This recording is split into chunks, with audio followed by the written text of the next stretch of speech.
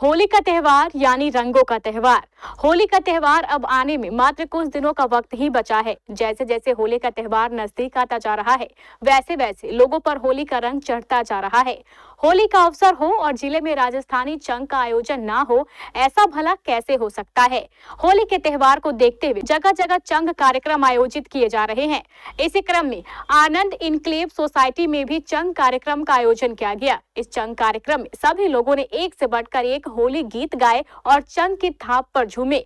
चलिए आपको भी लिए चलते हैं इस चंग कार्यक्रम में।